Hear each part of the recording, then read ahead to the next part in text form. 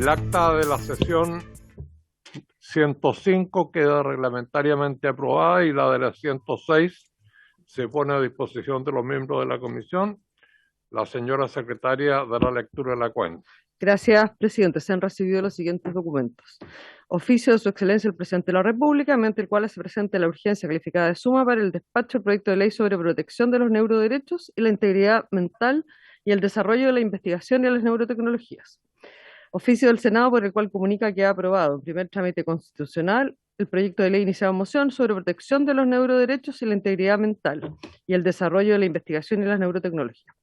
Correo electrónico del jefe de gabinete del Ministerio de Ciencia, Tecnología, Conocimiento e Innovación, a través del cual excusa la inasistencia del ministro Cub a esta sesión debido a compromisos de agenda y señala que esperan participar en una próxima oportunidad.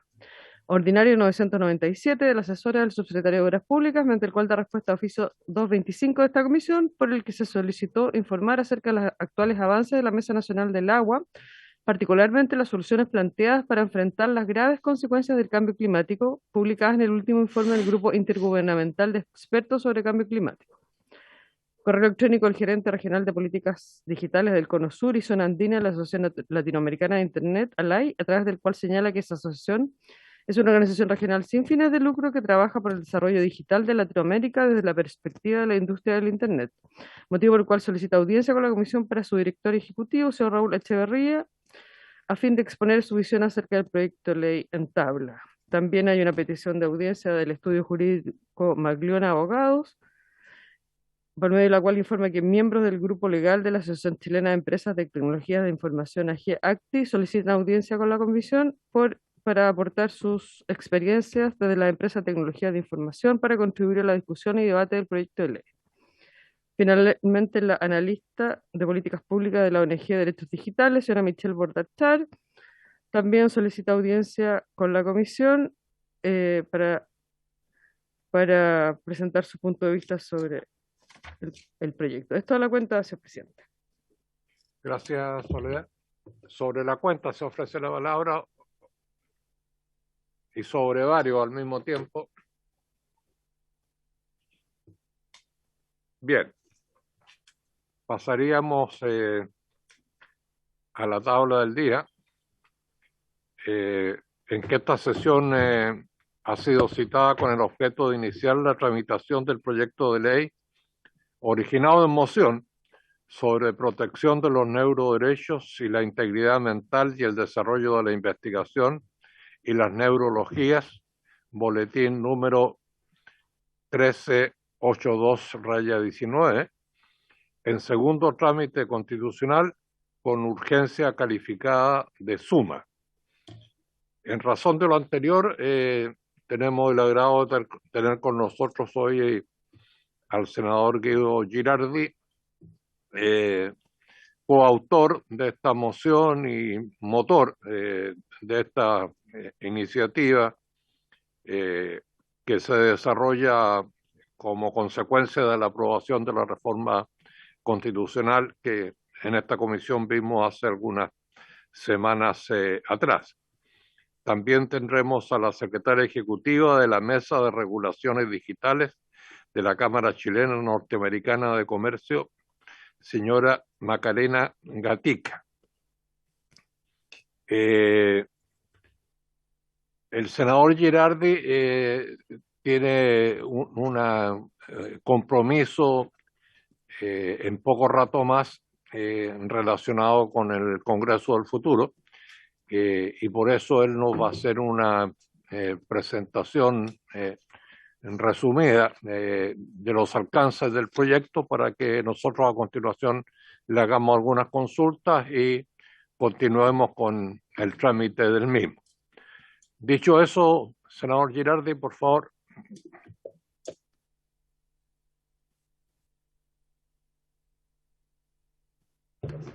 Bueno, muchas gracias a la comisión, a Jaime y a los miembros de la comisión que lo veo ahí en la pantalla. Bueno, esta es la continuación del proyecto que se aprobó acá también de reforma constitucional, que fue aprobado o apoyado transversalmente por el Ejecutivo, por todas las bancadas de todos los colores, y que representa un esfuerzo, yo diría, global, internacional, de regular el aspecto más importante que viene y que va a enfrentar la humanidad, además del calentamiento global, que es particularmente el uso de la inteligencia artificial. Este es un proyecto y concretamente el de neurotecnologías directas, así lo llamamos, que son las neurotecnologías que pueden leer directamente el cerebro, que ha sido completamente elaborado por un panel de científicos y científicas de nivel mundial, encabezado por Rafael Yuste, del director mundial del proyecto BRAIN, que ustedes creo que tuvieron la ocasión de escuchar y que estaría dispuesto a venir, si es necesario, a esta comisión. Rafael dirige los 700 centros más importantes de neurociencia del mundo, está radicado en la Universidad de Columbia y ese es uno de los, tal vez, neurocientíficos, tal vez de los más connotados del planeta. Por eso que el presidente Obama lo encargó a él de desarrollar esta iniciativa del conocimiento del cableado del cerebro humano. ¿De qué estamos hablando acá? Estamos hablando de dónde se va a desarrollar la humanidad, de dónde se van a desarrollar las futuras tecnologías, y estamos hablando de la geopolítica del siglo XXI.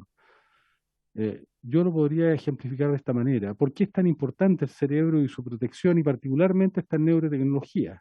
Y yo quiero hacer después la diferencia con otro proyecto que son las neurotecnologías indirectas, que son las que usan las plataformas tipo Google, Facebook o las plataformas chinas. No estamos hablando de eso, aquí estamos hablando de aquellas neurotecnologías que pueden leer directamente el cerebro. Es decir, son interfaces, son dispositivos, son chips que tienen la capacidad de leer lo que la persona está pensando, lo que la persona está sintiendo, lo que la persona, en cierta manera, no ve porque es parte de su inconsciente. Es decir, ellos pueden detectar correlaciones secretas que el propio ser humano no logra identificar de sí mismo. Pero si lo puede leer, puede escribir en el cerebro historias de vida, pensamiento, odios, amores, que esa persona nunca estableció por sí mismo, nunca construyó por sí mismo, sino que son productos de diseño externo. Y las personas no tienen cómo diferenciarlo. El cerebro humano no es capaz de diferenciar esas experiencias de diseño externas de aquellas que son propiamente internas.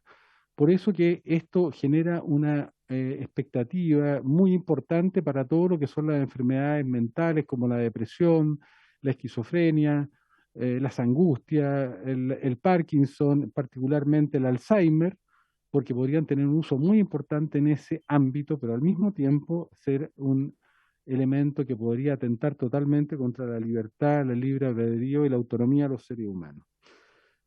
Lo que hace este proyecto es hacerse cargo de eso. Y la reforma constitucional que ustedes aprobaron tenía que ver con entender que en la geopolítica del siglo XXI, la disputa del futuro, el combustible del futuro, el motor del futuro, así como hubo motores de combustión en el siglo XX que fueron movidos por el combustible que era el petróleo, en el siglo XXI, tanto los motores como el combustible de esos motores se extraen del cerebro. Los algoritmos no son más que extrapolaciones, construcciones matemáticas que emulan el funcionamiento de la corteza cerebral. Por eso que es tan importante el proyecto BRAIN, porque tiene una importancia geopolítica fundamental, porque los algoritmos son emulaciones del funcionamiento de las neuronas biológicas que se traducen en funciones matemáticas, y esas funciones matemáticas son lo que se denominan las redes neuronales artificiales, que son los algoritmos.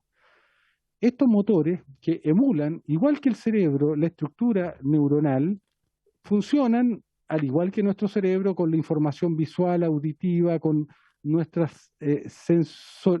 dimensión sensorial, que es el combustible que nos permite integrar esa información que estamos recibiendo y que el cerebro humano reconoce patrones y establece distintos tipos de desarrollo en distintos niveles y de una manera asociativa. Bueno, aquí el combustible de estos sistemas neuronales artificiales, el algoritmo, son los datos. La disputa geopolítica del futuro es por el producto de datos y algoritmos produce la inteligencia artificial, que es la tecnología más potente que el ser humano ha creado en su historia. Entonces, el campo de batalla geopolítica del futuro es el cerebro. Pero ¿qué parte del cerebro? Lo que sucede es que los algoritmos para conectarse, o las interfaces para conectarse con el cerebro, tienen un puente levadizo, que es la atención. Entonces, toda la economía del futuro es la disputa por la atención. Y lo quiero dejar puesto de esa manera porque tiene que ver con la segunda reflexión que voy a hacer. Pero en la primera instancia, de lo que estamos hablando son estas neurotecnologías directas, que directamente leen el cerebro, que directamente leen las emociones, que directamente pueden justamente poder incidir en manipular al ser humano, pero como decía, estas mismas neurotecnologías son las que pueden ayudar a resolver muchos problemas que tienen que ver con los ámbitos de la salud mental.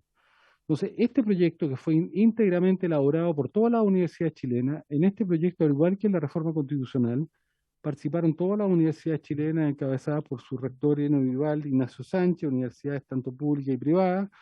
Participó el Morningside Group, este grupo de 25 neurocientíficos que lideran la neurociencia en el mundo, más el ejecutivo que actuó totalmente, participó en todas las deliberaciones, representado por el Ministerio de Ciencia y por el Ministerio de Salud, y en el fondo se establece un proyecto de ley que en gran parte fue a sugerencia del propio equipo de Rafael Yuste de asociar los dispositivos, esta interfase, como si fueran dispositivos médicos.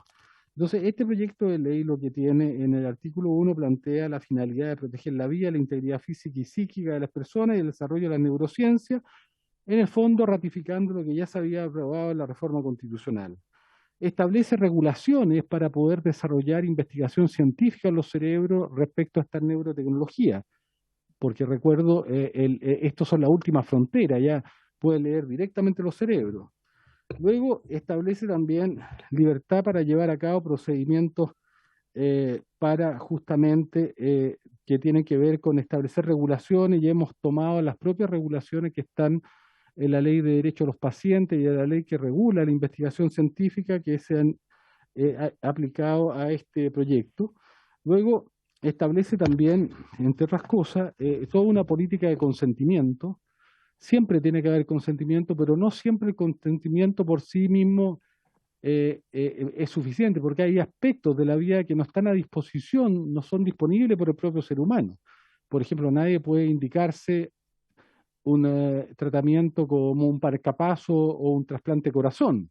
Tiene que haber consentimiento, pero por sí solo ese consentimiento no basta. Luego establece un sistema de registro, y un registro muy parecido al de los dispositivos médicos. La instancia que hemos tomado es una instancia que tiene que ver con el Ministerio de Ciencia y el Ministerio de Salud. Estos serían registros evolutivos, igual que lo hace, por ejemplo, el Instituto de Salud Pública cuando se registra un medicamento, que registra los usos, porque quiero recordar que esto tiene usos positivos, benévolos, y puede tener usos negativos. Y esto es lo mismo que cuando uno usa una droga, por ejemplo, que puede tener efectos negativos, cuando uno usa drogas anestésicas, o etcétera, etcétera, puede tener usos negativos, pero también puede tener usos positivos, pero tienen que tener una indicación, y por lo tanto el sistema de registro tiene que establecer para cuáles van a ser los usos y tiene que establecer cuáles son los potenciales riesgos negativos que tiene. Establece que estas neurotecnologías tienen que ser reversibles y establece además que estas neurotecnologías van a tener todo un sistema de responsabilidad respecto al uso de ello y las consecuencias de daño. ¿Por qué es importante hacer esto ya? Porque ustedes tienen que acá que uno de los principales transhumanistas del mundo, uno de los grandes empresarios, tal vez el más importante hoy día, transhumanista, porque ellos plantean que no tiene que haber sociedad, que no tiene que haber leyes ni parlamento en el mundo, que el ciberespacio tiene que ser un tema, un mundo desregulado. Ese es como la visión post-neoliberal, que va más allá de lo que planteó Margaret Thatcher en 1980, que decían no society, no tiene que haber sociedad y la democracia es jerárquicamente inferior al mercado y que el mercado toma mejores decisiones, que los consumidores jerárquicamente son más inteligentes que los ciudadanos. Bueno, los transhumanistas piensan ya que el ser humano está obsoleto y tiene que ser superado por los algoritmos que tienen que decidir por quién votar, como Cambridge Analytica, o tienen que decidir qué pareja elegir, como Tinder. 40% de los americanos ya eligen su pareja por Tinder. Y Elon Musk, que justamente representa la generación de estos nuevos imperios de captura de datos, que en Chile están ofreciendo Internet, seguramente porque el interés es la captura de datos. Ustedes se dan cuenta que hoy día la disputa en el mundo es Huawei con Google. Esa es la confrontación del siglo XXI. Bueno, yo les quiero leer algo que apareció hace varios días. Dice: Elon Musk asegura que Neuralink empezará a implantar chips cerebrales en humanos en el año 2022. Es decir, esto ya es una realidad, no estamos hablando de ciencia ficción. Es por eso que el mundo científico está haciendo lo mismo que hizo Einstein cuando le tocó participar en la elaboración de las bases de lo que sería la energía nuclear. estos mismos científicos fueron los que alertaron al mundo de los riesgos de la energía nuclear y que estableció la obligación de protocolos, de regulaciones para la energía nuclear, que yo creo que es lo mismo que hay que hacer acá. Entonces, a mí me parece que es fundamental entender que estamos en un trance civilizatorio donde no da lo mismo que se puedan, o de qué manera se puedan usar estas neurotecnologías. Lo que hace este proyecto es promover el uso de las neurotecnologías, pero evidentemente lo que plantea es que ese uso tiene que ser siempre pro humano, pro libertad, pro libre albedrío. Este proyecto fue aprobado de manera absolutamente consensual en el Senado, tanto en la comisión como en la sala. Este proyecto fue finalmente apoyado por un consenso total. Chile está haciendo un modelo a nivel mundial. Este proyecto está siendo, así como la reforma constitucional estudiada hoy día por la OEA, por el Secretariado de Naciones Unidas, los principales centros científicos del planeta están, al igual que lo hicieron en la ley de etiquetado, pero esto yo creo que tiene la trascendencia mayor, están tomando el modelo chileno como un modelo de desarrollo. Este proyecto ha sido discutido por los parlamentarios norteamericanos, tanto republicanos como demócratas, ha estado puesto como tema central en el foro más importante de París, que a mí me tocó participar presencialmente. Me invitaron a exponer esto en el Congreso Mundial de Inteligencia Artificial.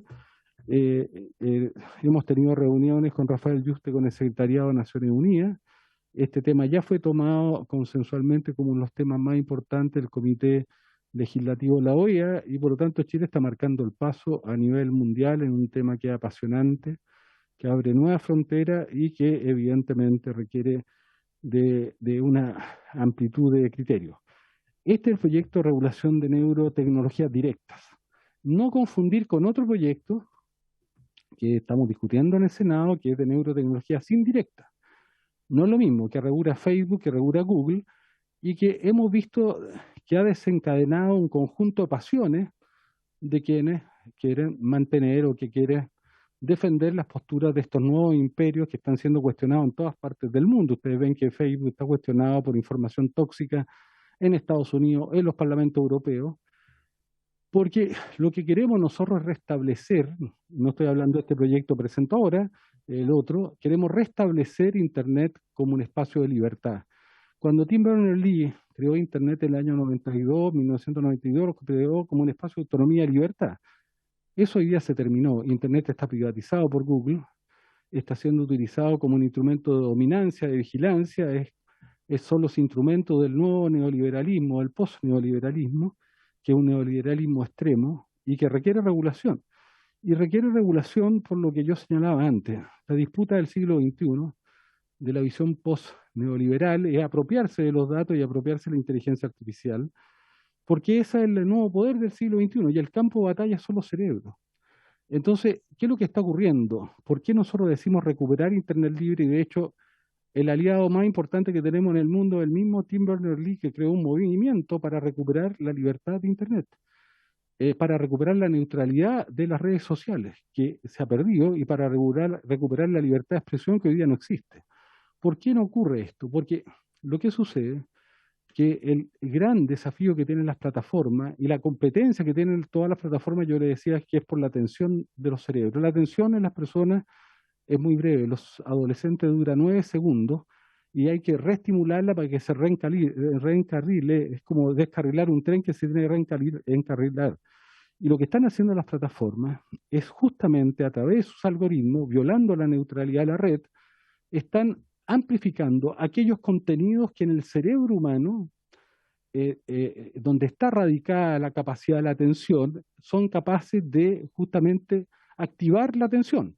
Lo que sucede es que en el cerebro humano, el componente de atención no está en la corteza cerebral, está en un componente mucho más ancestral que la corteza cerebral, que aparece con los primeros mamíferos más o menos hace 150 millones de años. Recién ahí empiezan a aparecer los elementos de corteza cerebral. El componente de lo que se llama el cerebro reptiliano viene incluso de antes de los reptiles, estamos hablando hace 300, 400 millones de años, que es la parte que controla las reacciones básicas de sobrevivencia, que es la alimentación, que es la reproducción, que es la respuesta a la amenaza, que es la respuesta al odio, que es la respuesta al dolor.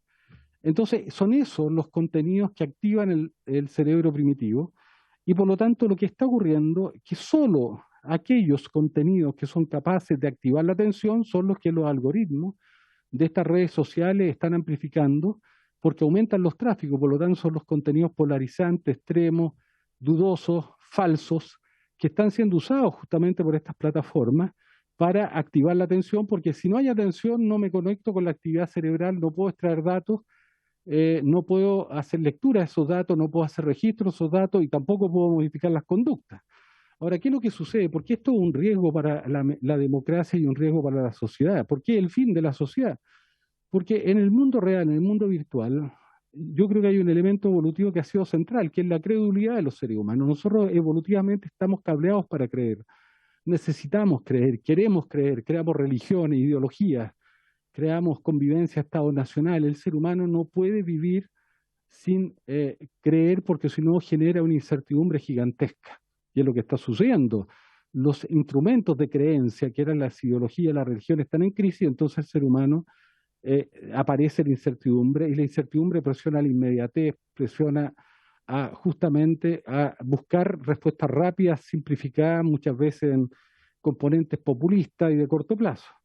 Entonces, el problema es que en el mundo real la credulidad estuvo siempre acompañada de una cierta verificación de la verdad, había una cierta verificación de la veracidad. Fue el rol que tuvieron los periodistas, que tuvieron los intelectuales, que ayudaron a encaminar la credulidad hacia poder al menos generar una creencia respecto a contenido en el mercado de la idea, en los mercados cognitivos, que había una certificación de veracidad. Yo no soy un físico experto, creo en el Big Bang, pero creo en el Big Bang porque hay una certificación de veracidad de la ciencia respecto al Big Bang. ¿Qué es lo que sucede en la red? En la red, como están amplificados los contenidos falsos, los contenidos polarizantes, los contenidos dudosos, están amplificados porque son los que activan, son el modelo de negocio que captura la atención. Como somos crédulos y no hay certificación de veracidad, y como el terraplanista que es marginal en la sociedad o la antivacuna que es marginal en la sociedad, en la red están amplificados. Si yo tengo una estructura vinculada a la credulidad, es tremendamente peligroso. Entonces, esto se debe a que, como señalaba, aquí no hay neutralidad porque las plataformas para sobrevivir, para capturar los datos, intervienen en los contenidos, favoreciendo justamente aquellos contenidos polarizantes. Bueno, parte de estos temas lo van a poder ver en el Congreso del Futuro. Yo me tengo que ir ahora porque inauguramos el Congreso del Futuro y vienen los principales expertos en neurociencia del mundo a hablar de estos temas, que va a empezar el 17 de enero. Y al mismo tiempo no hay libertad de expresión, porque la libertad de expresión tiene que ver con que cada ser humano es el que tiene que decidir qué datos de su actividad cerebral quiere dar a conocer, qué parte de su privacidad quiere violar o terminar, y que tiene que decidir qué datos quiere que incorporen o ingresen a su cerebro. Y hoy día ni uno ni lo otro, las plataformas te extraen los datos sin consentimiento, sin que tú quieras, incluso me escuchan con mi teléfono celular apagado, al mismo tiempo ingresan a mi cerebro sin que yo se los pida, sin que yo lo necesite, estímulos que son comerciales, que son políticos, que son de todo tipo. Lo dejo planteado porque es una discusión que tenemos que dar como humanidad, porque la gran discusión acá, la discusión de fondo, sustantiva, versus el modelo neoliberal y transhumanista, es si los derechos humanos, los derechos esenciales del humano, de la vida, que han sido procesos civilizatorios, de avance civilizatorio que costaron mucho a la humanidad, que rigen el mundo real, si al entrar en el mundo virtual, que el mundo que vamos a habitar se extinguen, si dejan de ser válidos. Y lo que estamos viviendo es una normalización de un mundo que no tiene ninguna regulación y donde todos los derechos humanos adquiridos en el mundo real no valen en el mundo virtual. Y eso es un mundo sin sociedad, ahí va a ganar la ley de la selva. Nosotros pasamos muy rápidamente de la segunda revolución industrial a la tercera. La segunda duró 150 años, la tercera fue efímera. La cuarta revolución industrial, que es la de inteligencia artificial, va a ser efímera, va a montar a la quinta revolución industrial, que es la de los metaversos. Vamos a vivir en un mundo virtual, por eso que ya Facebook cambió su nombre a Meta. Vamos a tener avatares virtuales, vamos a vivir en la virtualidad, cada vez más estamos en el mundo virtual. Si ese mundo que vamos a habitar no tiene leyes, ese es el imperio neoliberal por excelencia, es un mundo sin regulaciones, es la ley de la selva. Entonces, el punto es, vamos a hacer escalable los derechos humanos también en el mundo virtual. ¿Por qué digo esto? Porque aquí quienes defienden a Google y a Facebook justamente construyen toda una ideología para decir que no tiene que haber ninguna regulación en Internet ni en el mundo virtual. Es el postneoliberalismo. Entonces, por ejemplo, si un cartero llega a su casa y abre tu carta y la lee, tú lo vas a denunciar por violación de privacidad y puede incluso ir preso. Si Google, con su Gmail, abre tu correo personal, lo lee, lo analiza, extrae los datos, te personaliza o te perfila a partir de ello, los vende, no tiene ninguna sanción. Si un medio común promueve la pornografía infantil, tiene sanciones. Si lo hace en la red, no tiene ninguna. Si un medio publicita una información falsa o hace incitación al odio, le pasó al Mercurio hace unos días atrás que pidieron perdón. Yo valoro que hayan pedido perdón por esta nota que hicieron sobre Göring. Bueno, si lo hacen en una red, en un mundo virtual, no tiene ningún problema, además se amplifica. ¿Por qué esa simetría? ¿Por qué hemos aceptado esa normalización? ¿Por qué le entregamos los datos gratis?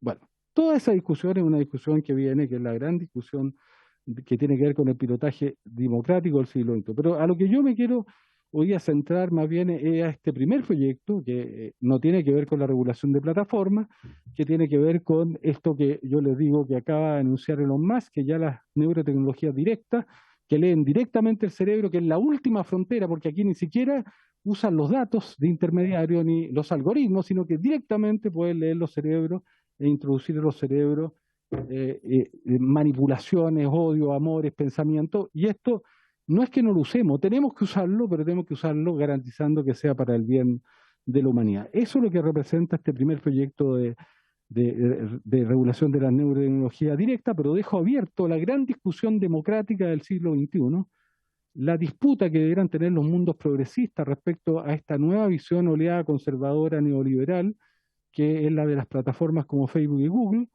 y justamente me parece que es una discusión que los congresos del mundo debieran alentar, profundizar y discutir. Vamos a hacer un seminario nosotros con la Universidad de Chile Católica, con varias universidades sobre esto, he invitado evidentemente a Rafael Yuste, la primera semana de enero, así que le quiero proponer a Jaime que lo hagamos de forma conjunta, si le parece, porque es un tema apasionante. Y vienen al Congreso Futuro los principales especialistas del mundo en esto, que nos van a ayudar a alumbrar un poco esto, porque yo creo que hay mucha desinformación, mucha ceguera y mucho lobby y mucho poder económico detrás de estas grandes plataformas.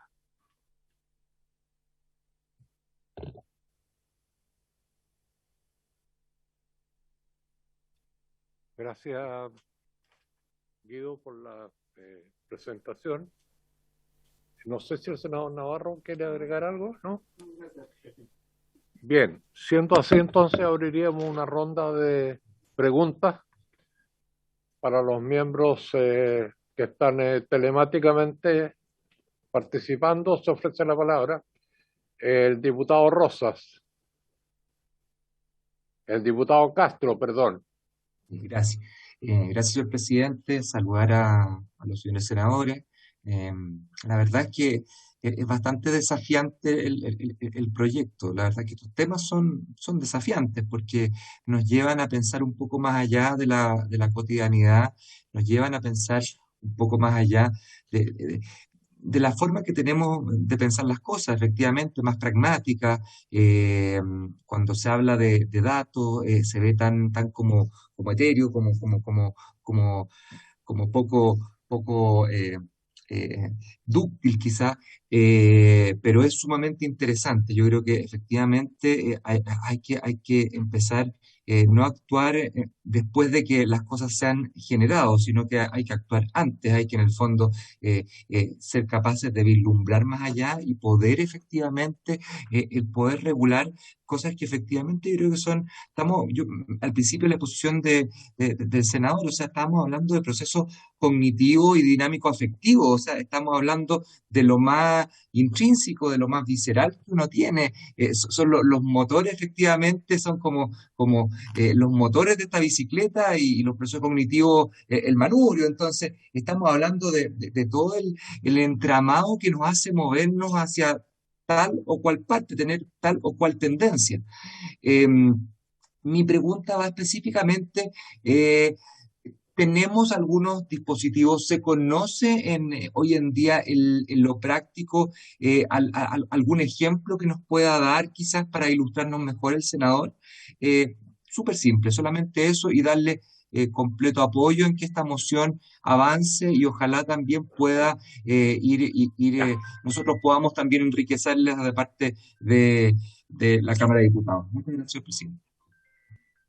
Bueno, yo le agradezco al diputado Castro porque siempre ha tenido gran interés en todos estos temas. Lo que nosotros estamos haciendo camino, porque así como lo hicimos en la ley de etiquetado de los sellos nutricionales, que es un modelo mundial, acá es todavía más complejo. Chile está siendo observado por todos los centros científicos del planeta. De hecho, a mí toda la semana me toca dar 2 o 3 conferencias y a Rafael Yuste lo mismo.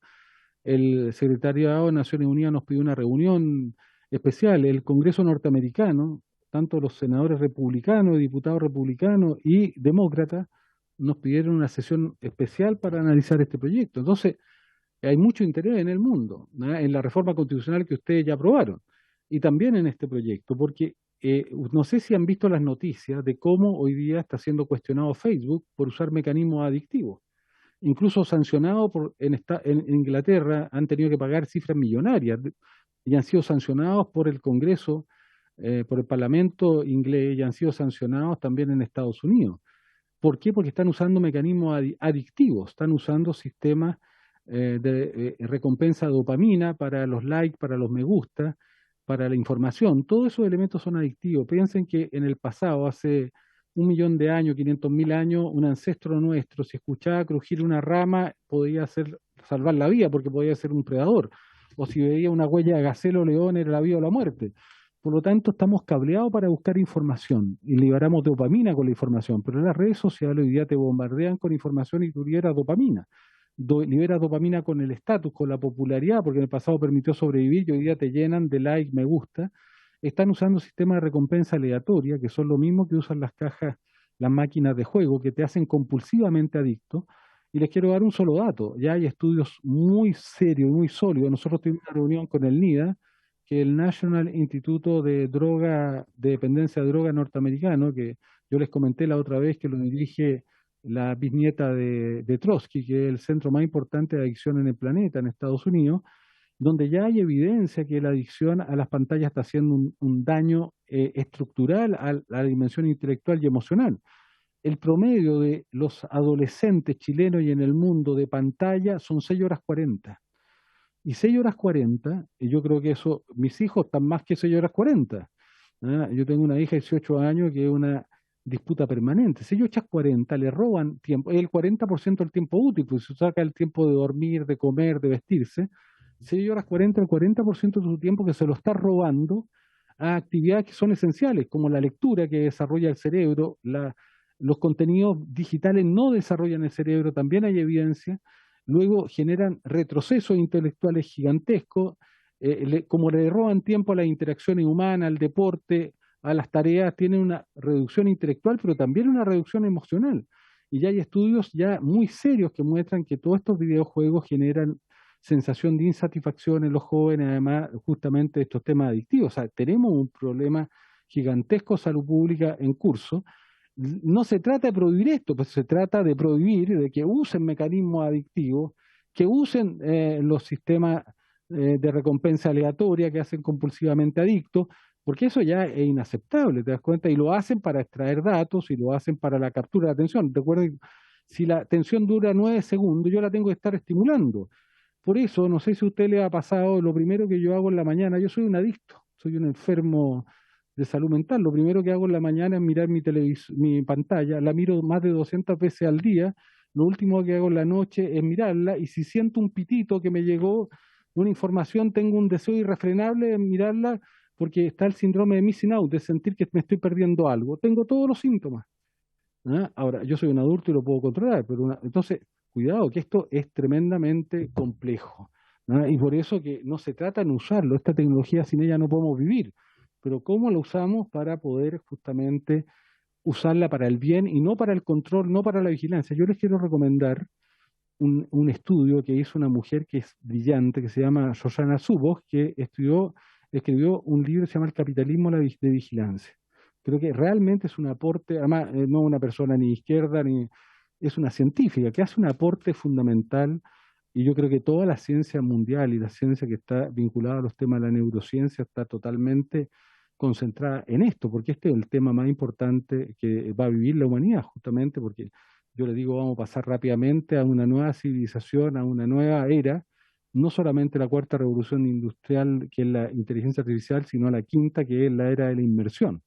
Vamos a vivir en avatares, vamos a vivir en mundos virtuales, y por eso, insisto, cuidado que Facebook por algo se está transformando en Meta, el metaverso. Muchas gracias, Gracias, senador. senador.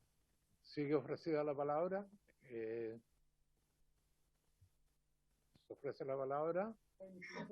Presidente, una consulta.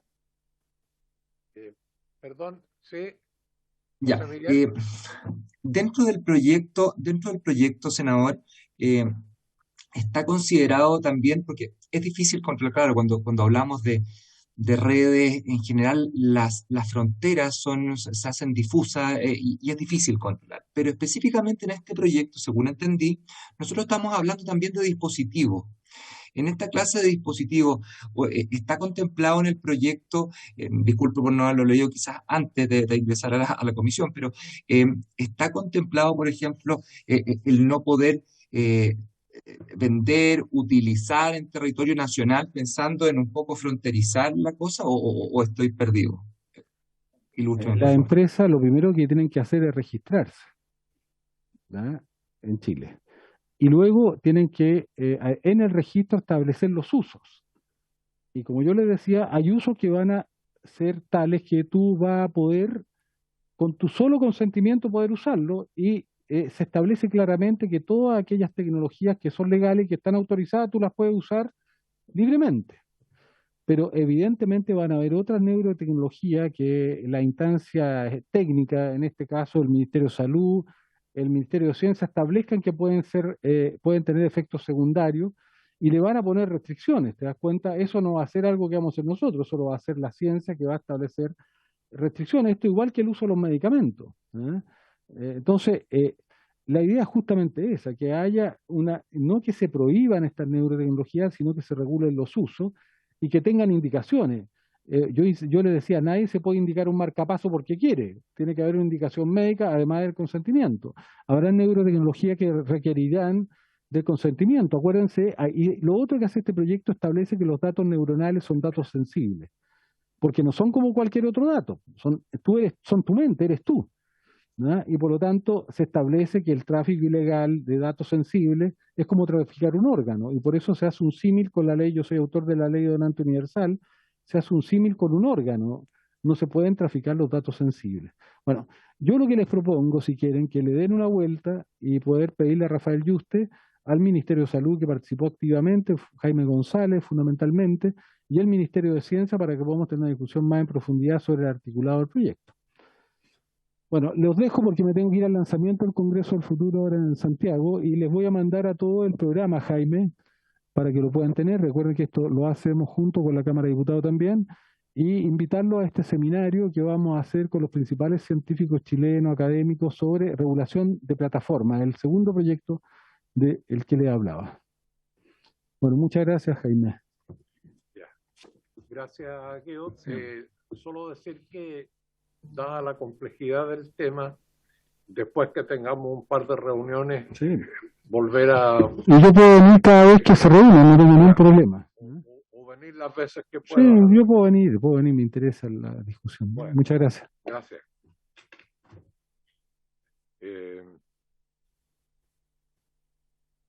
Bueno, yo les pido disculpas a los que pueden haber tenido preguntas. Yo tenía, también las tenía Raimundo, pero habíamos convenido con el senador que él podía estar hasta las 6 de la tarde, y son las 6:15, entonces las vamos a tener que dejar para una próxima oportunidad.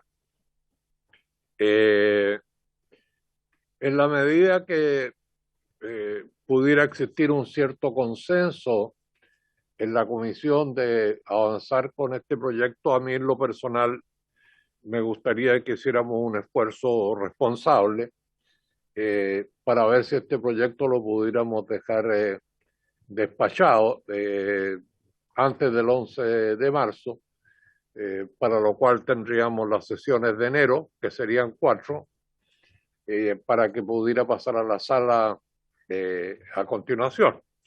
Digo, en la medida que no tengamos obstáculos en la medida que vayamos entrando al detalle del proyecto. Dicho eso, yo les sugeriría que puedan contribuir a proponer invitados, además de los que nosotros con la Secretaría definamos para poder estar presentes en las siguientes sesiones. Yo les agradecería que en el curso de estos días o máximo la próxima semana hasta el día jueves pudieran hacernos llegar las propuestas de invitados para las próximas sesiones. No sé si alguien quiere agregar algo más. José Miguel. Y solamente una cosa me gustaría agregar, quizás podríamos ver, ahí nos podría ayudar la Secretaría o el mismo senador, podríamos ver dentro de los invitados del Congreso al futuro, vamos a estar justo calzando y quizás podríamos tener alguno de esos expositores, si ellos y ustedes lo toman a bien, para que justamente vinieran a exponer de este tema. Me parece, y cuente conmigo para el acuerdo para darle tramitación, yo feliz de darle con este tema. Gracias. Me parece, vamos a revisar la lista de expositores y yo conversaré con el senador para ver que nos pudiera acompañar alguno de ellos en una de las sesiones. ¿Alguien más quiere? El diputado Rosas, perdón. Gracias, presidente. No, tenía una duda respecto de, ya hemos recibido invitados por este tema, entonces quizás pudiéramos hacer algo más resumido, porque ya tuvimos varios invitados hablando de este tema, incluso conectados en vía internacional. Entonces, no sé cuál es la metodología que se va a usar para terminar esta sumurgencia y tramitar el proyecto, pero creo que está bastante claro, y recuerdo que el colega doctor Torres también estuvo también en la sesión en que estuvimos viendo las palabras que nos parecían dudosas y que todavía sigue siendo medio dudosa la redacción de este proyecto. Eso, presidente, tenía esa duda. Sí. Bueno, en esa misma dirección, yo en lo personal tengo bastantes dudas sobre los contenidos y las formas en que está redactado el proyecto, y por eso vamos a necesitar invitados que lo puedan ver, uno desde el punto de vista de la neurociencia. Creo que hay cuestiones específicas del Ministerio de Salud con el cual tendríamos que chequear algunas cosas, y también desde el punto de vista de la redacción, que me parece que hay algunas cuestiones que no son propias de una redacción, digamos, un texto legal. Yo estoy de acuerdo que no invitemos demasiada gente, o sea, no vamos a hacer una lista interminable, pero que podamos tener 6, 7 personas que en las 2 primeras sesiones los pudiéramos escuchar y reservar 2 sesiones para el trabajo nuestro, en la última de las cuales podríamos tener al senador Girardi de nuevo. Por eso que cuando yo les pido invitar, que hagamos un esfuerzo para que sean personas que, digamos, por su trayectoria o por las posiciones que ocupan, tengamos alguna certeza de que van a hacer aportes significativos. El diputado Torres estaba viendo la palabra. Sí, presidente, muchas gracias. No, la verdad es que dentro de los invitados a mí me gustaría ver si pudiéramos invitar a alguien que también tenga preparación bioética, porque creo que estas materias tienen un alcance bioético importante. Voy a ver quién podría ser. Estaba pensando en la profesora Alejandra Zúñiga, pero podríamos revisar, digamos, alguna persona que por lo menos pueda darnos una orientación del impacto bioético respecto a la legislación en esta materia. Eso, presidente.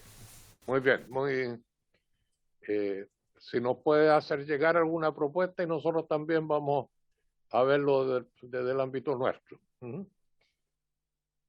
¿Alguien más? Raimundo, tus preguntas quedan para la próxima presencia del senador. Muchas gracias, señor presidente. Y son consultas que se pueden hacer también a otras personas. Muy bien. Se las puedo entregar también. Muy bien. Bueno, muchas gracias a todos. Habiéndose cumplido el objeto de esta sesión, está relevante.